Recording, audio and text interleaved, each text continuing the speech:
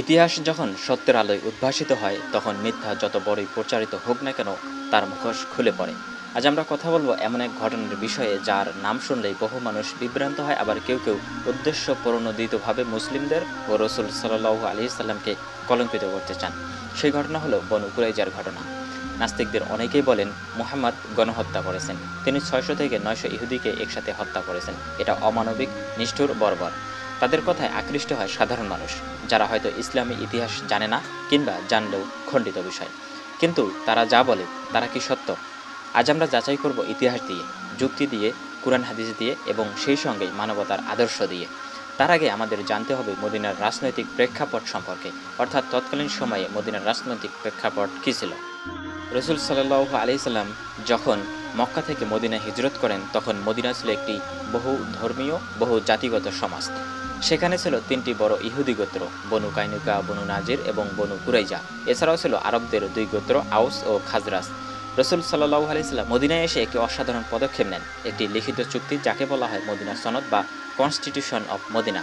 এই চুক্তিতে বলা হয়েছিল সবাই মিলে মদিনাকে রক্ষা করবে, কেউ কাউকে ঠকাবে না বা প্রতারণা করবে না। বাইরের আক্রমণের বিরুদ্ধে সবাই একত্রিত হবে, যার যার ধর্ম স্বাধীনভাবে পালন করতে পারবে। এটাই ছিল ইসলামী রাষ্ট্রের প্রথম কনস্টিটিউশন। রসুল সাল্লাল্লাহু আলাইহি সাল্লাম মদিনায় আসার কিছুদিন পরেই বনু কাইনুকা গোত্র চুক্তি ভঙ্গ করে।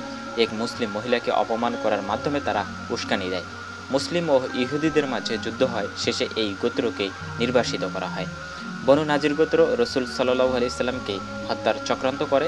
তারা গোপনে মক্কার কুরাইশদের সাথে মিত্রতা গড়ে তোলে, তাদেরকেও মদিনা থেকে বিতাড়িত করা হয়। বনু কুরাইজা, যারা ছিল সবচেয়ে শক্তিশালী ও সামরিক প্রস্তুতিতে সক্ষম, প্রথম দিকে তারা চুপচাপ থাকলেও পরে তারাও চুক্তি ভঙ্গ করে এবং সবচেয়ে ভয়ঙ্কর সময়ে বিশ্বাসঘাতকতা করে। পঞ্চম হিজরির শীতকাল, মক্কার কুরাইশ, ঘাতিফ, বনু আসাদ সহ বিভিন্ন গোত্র একত্রিত হয়ে মদিনার বিরুদ্ধে 10,000 সৈন্য নিয়ে আক্রমণ চালায়। মুসলমানদের সংখ্যা তখন প্রায় 3,000-এর মতো। সালমান আল ফারাসির পরামর্শে চারপাশে পরীক্ষা খনন করা হয়, যা আরব ইতিহাসে এক নতুন কৌশল। শত্রুরা বাইরে থেকে আক্রমণ করতে পারছিল না, কিন্তু ভেতর থেকে আঘাত আসলে ঠিক তখনই বনু কুরাইজা চুক্তি ভঙ্গ করে।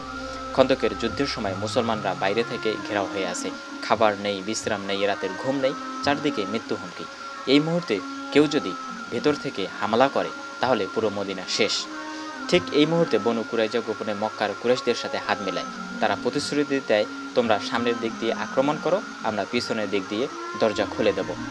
বিশ্বাসঘাতকতা কাকে বলে? ইতিহাসে এর চাইতে সবচেয়ে বড় উদাহরণ আর কি পাওয়া যায়? এই ষড়যন্ত্র যদি সফল হতো, মুসলমানদের সবাই ধ্বংস হয়ে যেত, নারীরা ধর্ষণের শিকার হতো, শিশুদের হত্যা করা হতো, ইসলামের ইতিহাস থেমে যেত মদিনাতেই। কিন্তু আল্লাহর কৌশল সেরা কৌশল।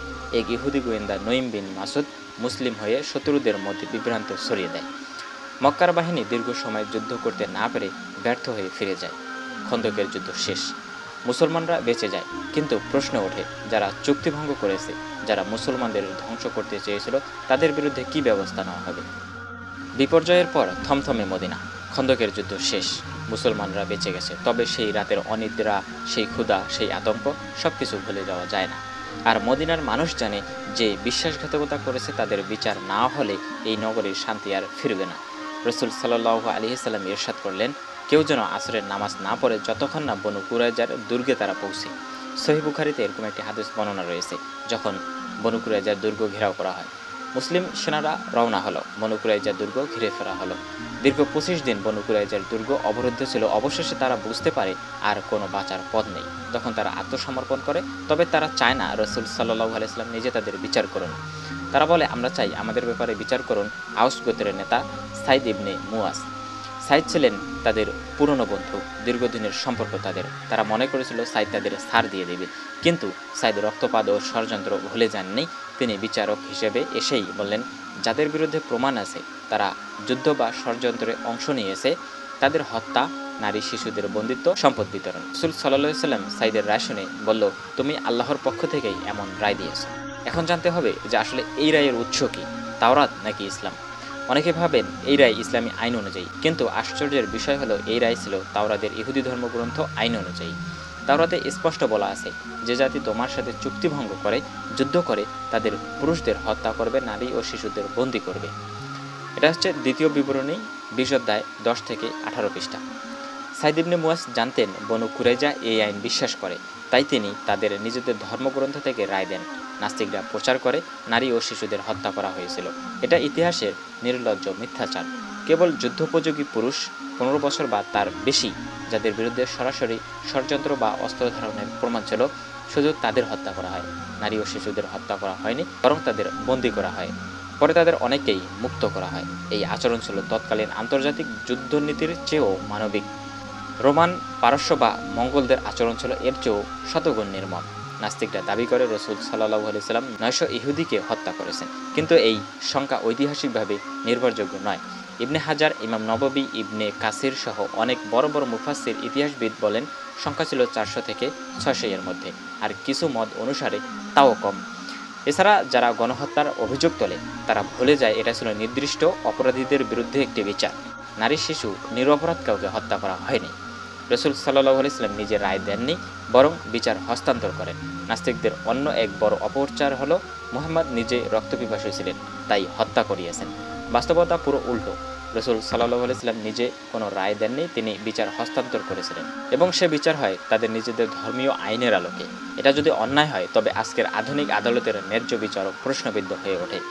নাস্তিকদের মধ্যে একটি প্রচলিত অভিযোগ হলো বনু কুরাইজার ঘটনা একটি গণহত্যা ছিল। তাদের দাবি রাসূল সাল্লাল্লাহু আলাইহি সাল্লাম 600 থেকে 900 ইহুদিকে হত্যা করেছেন। এটা একটি শুদ্ধ গণহত্যা বা অমানবিক।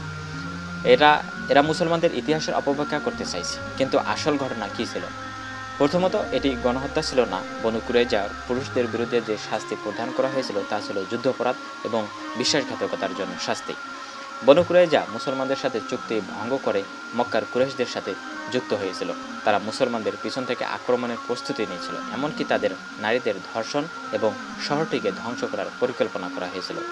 এটি ছিল বিশ্বাসঘাতকতা, এবং এটি কোনো ধর্মীয় যুদ্ধ নয়, বরং সামরিক এবং রাজনৈতিক যুদ্ধের অংশ। শাস্তি দেওয়া হয়েছিল শুধু সেই ব্যক্তিদের যাদের বিরুদ্ধে ষড়যন্ত্রের প্রমাণ ছিল। এটি কোনো গণহত্যা ছিল না, বরং এটি বিশ্বাসঘাতকতার শাস্তি ছিল, যা রাষ্ট্রের নিরাপত্তার জন্য অত্যন্ত গুরুত্বপূর্ণ ছিল।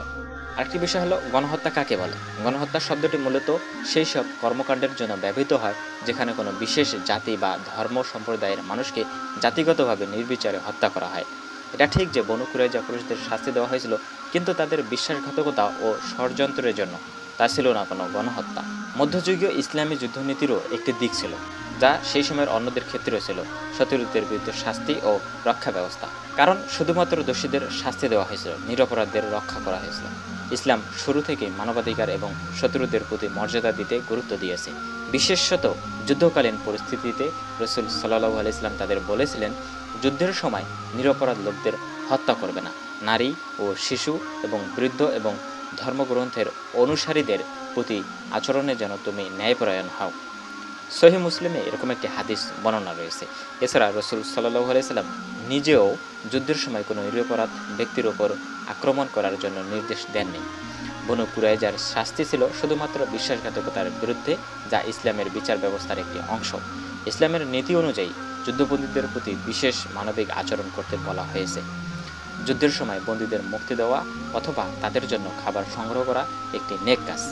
বনু কুরাইজার নারী ও শিশুদের কোনো ক্ষতি হয়নি, তাদেরকে বন্দী করে রাখা হয়েছিল, কিন্তু মুসলমানরা তাদের প্রতি অমানবিক আচরণ করেননি। নাস্তিকদের উচিত ইতিহাসের দিকে তাকিয়ে সত্যের চোখে দেখতে। পশ্চিমা সভ্যতা এবং তাদের ঔপনিবেশিক নিপীড়ন এবং গণহত্যার ইতিহাস পর্যালোচনা করলে দেখা যায় যে সমস্ত দেশগুলোতে তারা সভ্যতা দিয়েছে, সেই দেশগুলোর জনগণের প্রতি তাদের আচরণ ছিল শতগুণ নিষ্ঠুর। প্রথম বিশ্বযুদ্ধে আটলান্টিকের ওপর হাজার হাজার মানুষের মৃত্যু। দ্বিতীয় বিশ্বযুদ্ধের হিটলারের শিকার 6 মিলিয়ন ইহুদি। আরও অগণিত মানবাধিকার লঙ্ঘন, যেমন ভারতবর্ষে ব্রিটিশ সাম্রাজ্যের অগণিত হত্যাযজ্ঞ, সবই তো তাদের হাতে। অথচ আজ নাস্তিকরা বনু কুরাইজার ইতিহাসের ভুল ব্যাখ্যা দেয়। এটা তাদের দ্বিচারিতা ছাড়া আর কিছুই না। তারা অন্যদের শত্রুতার কৃতকর্ম স্বীকার করে না, অথচ ইসলামকে ন্যায্যতা দেখানোর জন্য তাদের এ ধরনের মিথ্যাচারে লিপ্ত হওয়ার আশঙ্কা থেকেই যায়।